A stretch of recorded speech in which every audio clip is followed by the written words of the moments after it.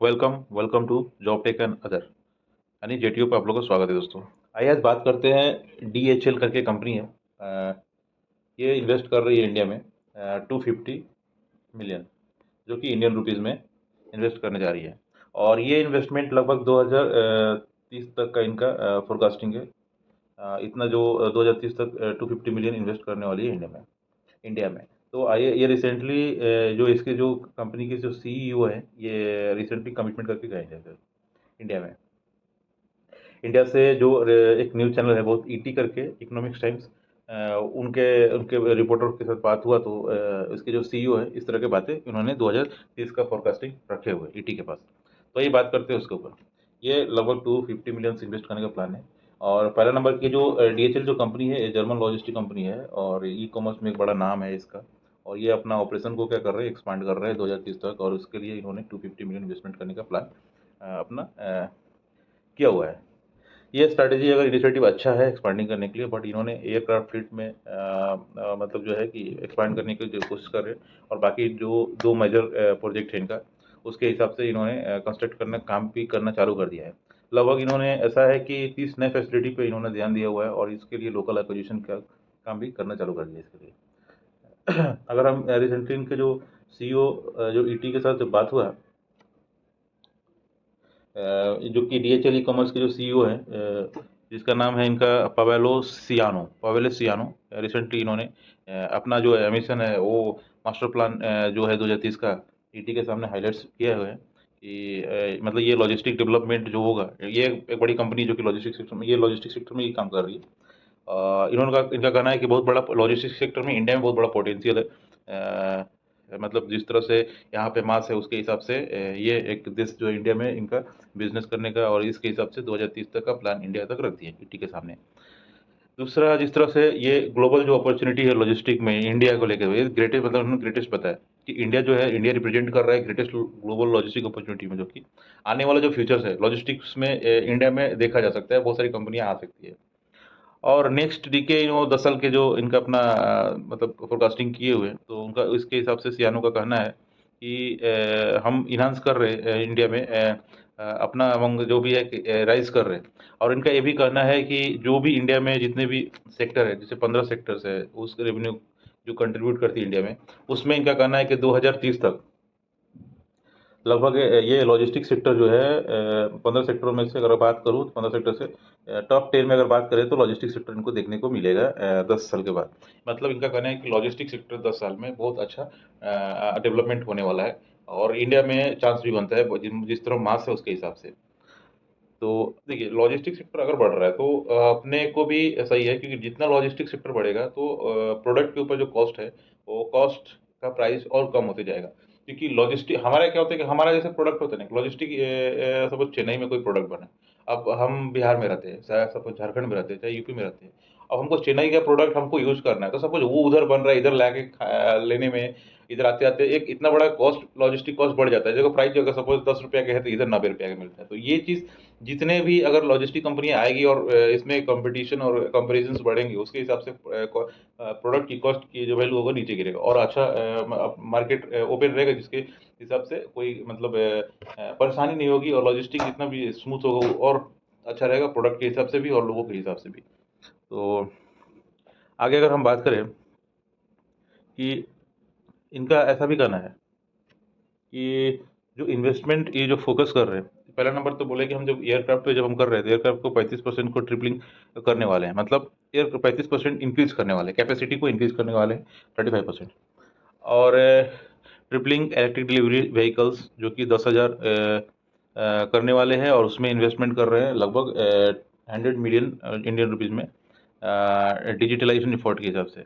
मतलब इनका कहना है कि जो भी जैसे डिस्पैच कर रहे हैं, कुरियर कर रहे हैं, तो वहाँ पे ये लोग एक तरह से इलेक्ट्रिक वाहन को यूज़ करेंगे डिलीवरी करने में। तो ये एक तरह से देखिए क्लीन एनर्जी की तरफ अगर बात करें तो वो भी फॉलो कर रहे हैं।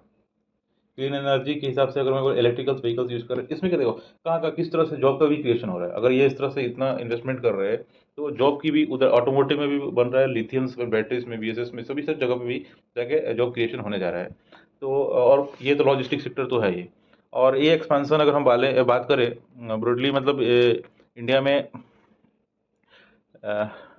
यह भी सर जो है भारत के लिए जो भी है, इंडिया के लिए बीएचईएल का जो है लगभग 500 मिलियन इस पे निवेश करने वाला है, समझ रहे हैं? 500 मिलियन का निवेश इन्वेस्टमेंट करने का प्लान इनका इस पे है। मतलब इन शॉर्ट अगर हम बात करें कि ये जो भी करने वाले हैं इलेक्ट्रिकल इक्विपमेंट यूज़ करके सब जगह डिस्पैच करने वाले हैं, डिलीवरी करने वाले हैं। इससे अच्छा है कि उसके लिए ये लगभग 100 मिलियन और 500 मिलियन का आवंटन ऑलरेडी कर चुके हैं और इस पे काम कर रहे हैं ब्रॉडली। तो ये अच्छा है। मेरे को देखने से तो अच्छा लग रहा है कि बड़े लेवल पे डीएचएल काम कर रहा है इंडिया में। और बाकी जो डीएचएल का इन्वेस्टमेंट है वो बेनिफिट मेजर्स जो सब्सिडरीज की कंपनी है, जैसे ब्लू डार्ट एक इसकी सब्सिडरी कंपनी है, रिसेंटली अपग्रेड हुआ है एविएशन कैपेसिटी को, और इन्होंने मतलब क्या हुआ है, एक बूस्ट दिया हुआ है टू न्यू जो बोइंग 737 है वो फ्लीट ऐड किए हुए, इंक्रीज किए हुए, जिससे रोटेशन इनका 10 बढ़ गया है। और जो ओल्डर है उसको रिप्लेस करके एयरक्राफ्ट को फ्यूल एफिशिएंट बना के कुछ उसमें कस्टमाइज करके वो यूज़ कर रहे हैं। बट जो ब्लू डार्ट है ये क्रिटिकल रोल भी जो कि इन्वेस्टमेंट स्ट्रैटेजी की तरफ देखे तो प्ले कर रहा है। जो कि ब्लू डार्ट इंडिया के लिए एक की कंपोनेंट्स एक्सपेंशन है। अगर ये कर रहे हैं तो ब्लू जो डार्ट है एक बड़ा एक्सपेंशन कर रही है, तो मतलब एक तरह से यहाँ भी लॉजिस्टिक सेक्टर्स में एक तो छोटे जो छोटे पार्ट्स लॉजिस्टिक है और बड़े को इतना तेजी से ये भी एक्सपांड कर रही है इंडिया में। और मुझे नहीं लग रहा कि एविएशन में इनसे बड़ा कोई कंपनी अभी राइट नाउ डीएचईएल जो सब्सिडरी कंपनी है ब्लू डार्ट, वो डीटीसी करके कुछ है ऐसा करके कंपनी, उसको उससे फार बेटर है ब्लू डार्ट अभी। तो अगर ब्लू डार्ट की बात करें, जो अगर इसकी भूमिका की बात करते हैं, ब्लू डार्ट जो जिस तरह से अपना एक्सपांसन कर रही है, तो हम बोल सकते हैं कि आने वाले इंडिया में सबसे बड़ी अगर बोलूँ तो एविएशन कार्गो डिलीवरी कंपनी में से एक दिखने को मिलेगी आने वाले दिनों में। आने वाले दिनों में देखना, मुझे लग रहा है कि एक लार्जेस्ट मतलब जो है कार्गो डिलीवरी कंपनी मिलेगी इंडिया में। आगे अगर हम बात करते हैं तो बोलेंगे कि ये जो कंपनी है ऑल्स मतलब जो डीएचएल जो कंपनी है, जो इंडिया में जो छोटी छोटी कंपनियां हैं जो कि उस तरह से एक्सपांसन नहीं करती है, तो इनका ऐसा ही प्लानिंग है, इस तरफ मूवमेंट है कि हम उस कंपनी को एक्विजिशन करें, छोटी छोटी कंपनी को एक्विजिशन करके अपने अंदर लेके एक सब्सिडरी बना के उसको बूस्टअप इन्हांस करेंगे और इसकी कैपेबिलिटी और मार्केट प्रेजेंस में खड़ा करेंगे। तो सियानो का भी ये भी इन्होंने प्लानिंग किया हुआ है कि मैं एक्विजिशन करूंगा और उसकी वैल्यू और बेनिफिट्स शेयर होल्डर्स बढ़ा के उसको मतलब उसमें शेयर उसके लेकर उसको मार्केट में एक अच्छा रीच बढ़ाऊँ, जिससे कि मतलब इस कंपनी की जब वृद्धि मतलब इस कंपनी की जो पहुंच है लोगों तक ज़्यादा पहुंचे और एक स्मूथ लॉजिस्टिक हो सके। अगर और बात करें डीएचएल जो ई कॉमर्स जो कंपनी है, अगर हम बात करते हैं, अगर 2025 का जो फाइनेंशियल ग्रोथ देखा जाए तो 12 से 15% वॉल्यूम इनके इंक्रीज हुए हैं।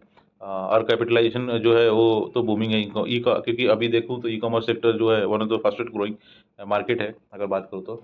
और ये मुझे लग रहा है कि जितना तेजी से विकसित कर रही है कंपनी डीएचएल, बहुत बड़ी मतलब जॉइंट होते चला जा रही है। मेरे को देखो तो अभी भी मैं इंडिया में कहीं भी बोल रहा हूँ, कहीं भी रोड साइड से गुजरता हूँ, मेरे को एक डिलीवरी दिखता है और एक डीएचएल दिखता है। एक बड़ा मतलब मार्केट कैप कर रहे हैं इंडिया में, और ये दोनों के दोनों बाहर की कंपनियां हैं। इंडियंस उतना बड़ी कंपनी मेरे को नहीं दिखती जितने मतलब बाहर की कंपनी आके जो लॉजिस्टिक में जिस तरह से विस्तार कर रही है, उतना बड़ा इंडियन कंपनी मेरे को नहीं दिख रहा है। तो चलो ठीक है कोई भी है, बट जितना भी आए फॉरेन इन्वेस्टमेंट आता है तो अच्छा है, जिससे कि हमारा लॉजिस्टिक सेक्टर कैसे बूम करे और प्राइस कैसे प्रोडक्ट को कम करे उस पर ध्यान दे तो अच्छा है। क्योंकि ये सब चाइना और जापान में देखने को मिलता है, जिसके कारण प्रोडक्ट की कॉस्ट वैल्यू जो होता है मतलब कंज्यूमर वैल्यू जो होता है वो कितना मतलब कम कम आ जाता है। तो अगर हम बात करें इस पे, ये जो अगर इस तरह से ग्रोथ करने जा रही है कंपनियां, तो लॉजिस्टिक सेक्टर में मतलब जॉब की अपॉर्चुनिटी जरूर बनेगा। और दूसरी चीज़ की अ, इसमें सबसे अच्छा है कि आपको इंडिया के हर स्टेट में डीएचएल ऑपरेशंस बढ़ाएगी, ऑपरेशंस बढ़ाएगी तो मतलब आपको स्टेट में ही जॉब क्रिएशन होने के ज़्यादा चांस है कि वहीं होगी, तो आपके एरियाज में ही जॉब्स मतलब मिल जाएगी।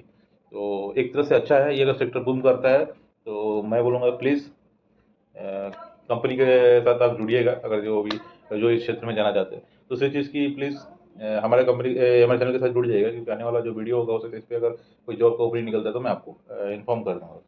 तो thank you for watching my video. अगर मेरे चैनल पर फर्स्ट टाइम आए होंगे तो प्लीज़ मैं बोलूँगा आप यूट्यूब में जाके मेरे चैनल को job tech and other search कीजिएगा, तो इसमें इजीली आपको मिल जाएगा। चैनल को सब्सक्राइब कर लीजिएगा और बेल आइकन को दबा दीजिएगा, कस के, जिससे कि आने वाला वीडियो को इन्फॉर्मेशन इजीली मिल जाए। So thank you for watching the video.